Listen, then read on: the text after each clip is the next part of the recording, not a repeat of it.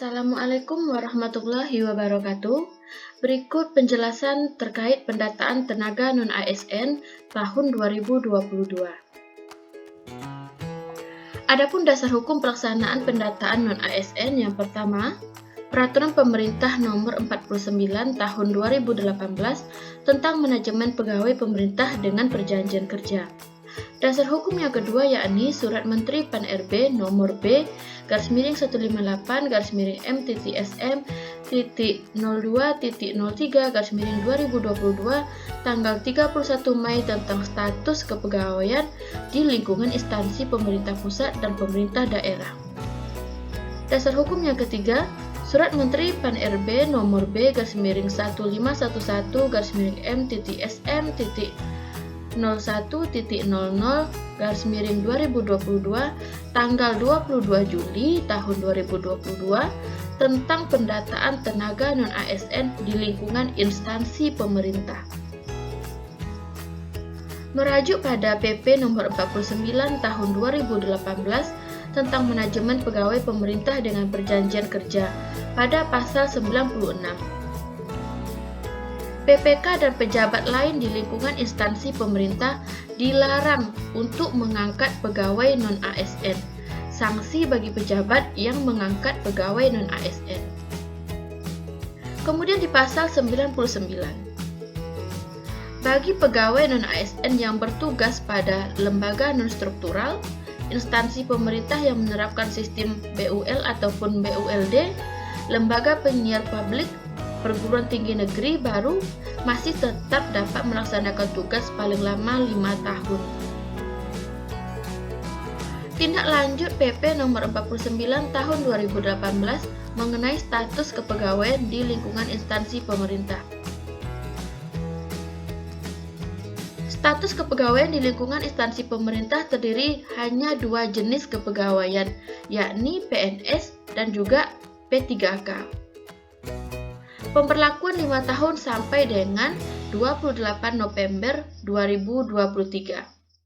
Masing-masing instansi melakukan pemetaan pegawai non-ASN di lingkungan instansi masing-masing sesuai dengan kebutuhan seperti pengemudi, tenaga kebersihan, status pengamanan ataupun satuan pengamanan dapat dialihkan menjadi tenaga ahli daya ataupun outsourcing dan bukan merupakan tenaga non-ASN pada instansi yang bersangkutan. Adapun persyaratan untuk pendataan tenaga non-ASN berdasarkan Surat Menteri Pan-RB Nomor B/11/M.SM. 01.00/2022 tanggal 22 Juli tahun 2022 tentang pendataan tenaga non-ASN di lingkungan instansi pemerintah. Yang pertama, berstatus sebagai tenaga honorer kategori 2 atau THK 2 yang terdaftar dalam database BKN. Yang kedua, pegawai non-ASN yang bekerja pada instansi pemerintah. Ditambah dengan persyaratan lain yakni pembayaran langsung menggunakan APBN khusus instansi pusat dan penggajian melalui APBD untuk instansi daerah, bukan melalui mekanisme pengadaan barang ataupun jasa individu ataupun pihak ketiga.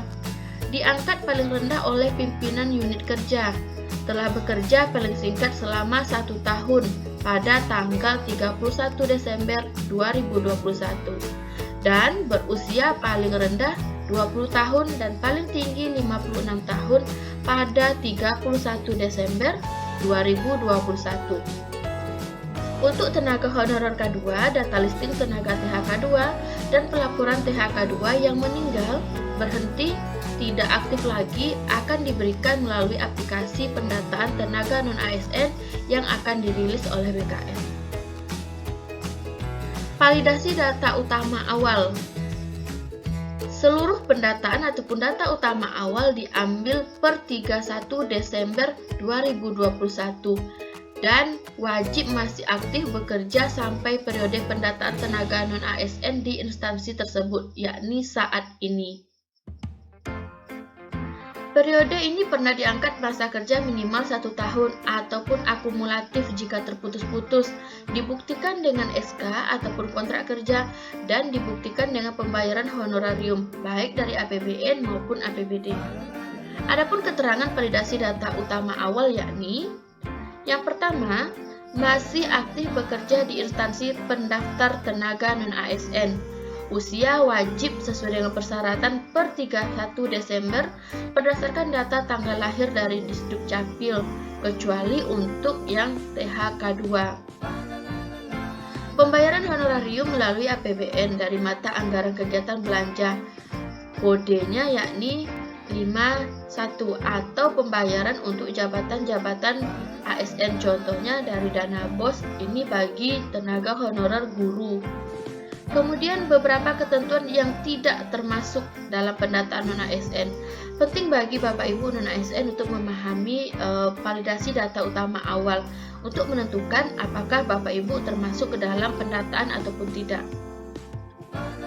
Yang tidak termasuk dalam pendataan non-ASN yakni Badan Layanan Umum ataupun BULD, petugas kebersihan, pengemudi, satuan pengamanan, dan bentuk jabatan lainnya yang dibayarkan dengan mekanisme outsourcing ataupun alidaya, pegawai SK ataupun kontrak kerja di atas 31 Desember 2021 dan tidak memiliki masa kerja minimal 1 tahun dengan mekanisme pembayaran baik APBN maupun APBD.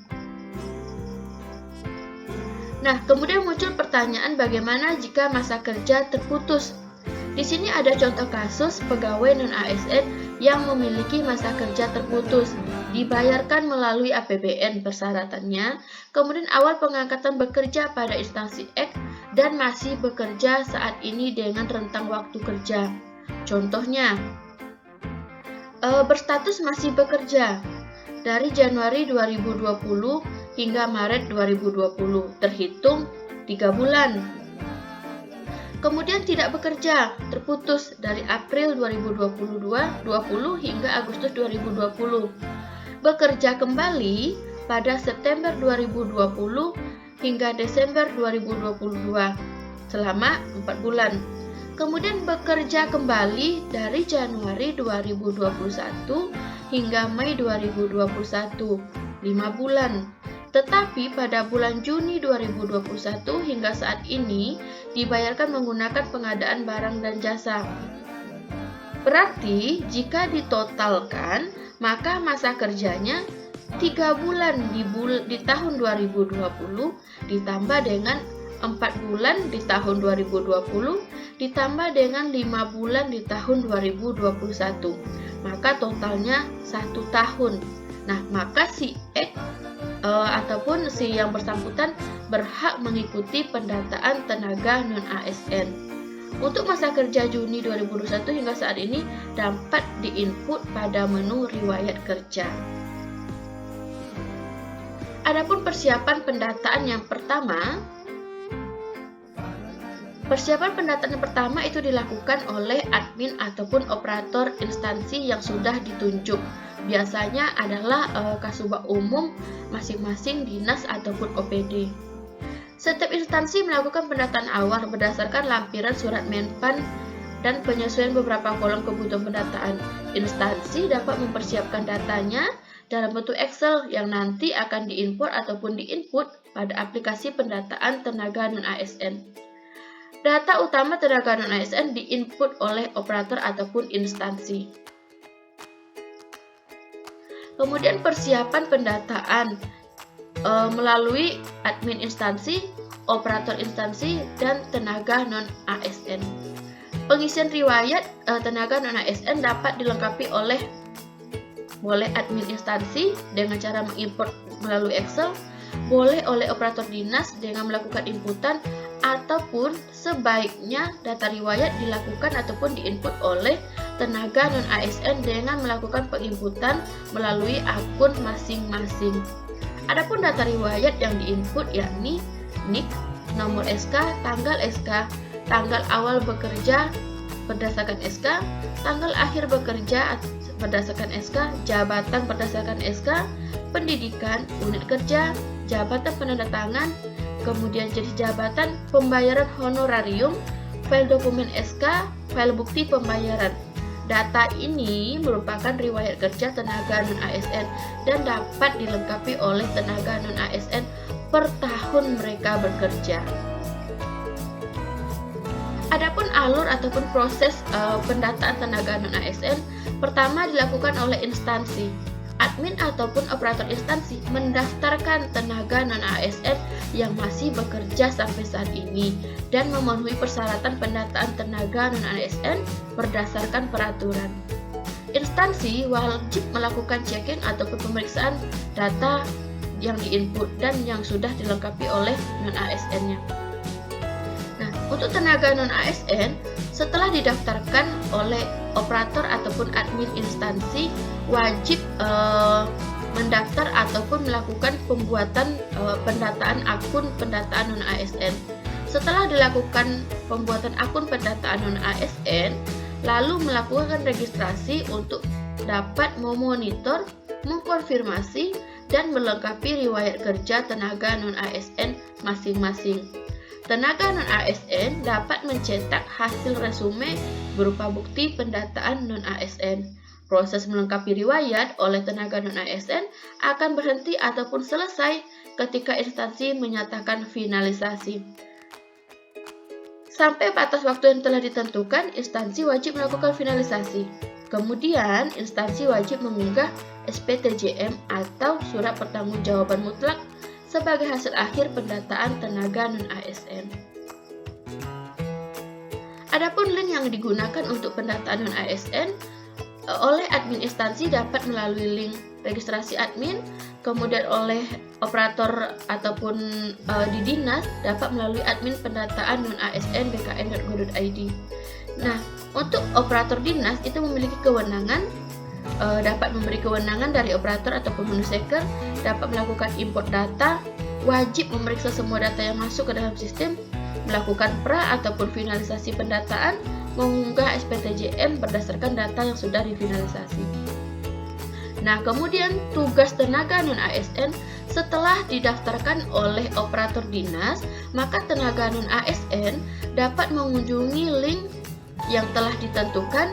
Kemudian tenaga non-ASN wajib melakukan registrasi akun dan pendaftaran pada pendataan tenaga non-ASN yang bertujuan untuk mengkonfirmasi keaktifan sebagai tenaga non-ASN, melengkapi menyesuaikan data yang diinput oleh operator karena operator hanya menginput data awal saja yakni data 2021, sisanya maka diinput oleh tenaga non-ASN yang bersangkutan.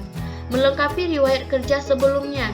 Jadi jika non-ASN tersebut mulai honor dari tahun 2018, maka wajib melakukan input riwayat dari 2018 hingga 2021 yang dilengkapi dengan bukti dukung berupa SK dan bukti pembayaran gaji. Bagi tenaga non-ASN yang datanya belum terdaftar, maka dapat melaporkan kepada admin instansi pendataan non-ASN untuk didaftarkan. Nah, kemudian bagaimana dengan THK2 yang belum menjadi calon ASN ditampilkan pada aplikasi pendataan tenaga non-ASN? Bagi THK2 yang meninggal dunia, pindah bekerja ke instansi lain, tidak aktif lagi dikarenakan diberhentikan atau mengundurkan diri, wajib melaporkan di aplikasi tenaga non-ASN pada menu lapor THK2.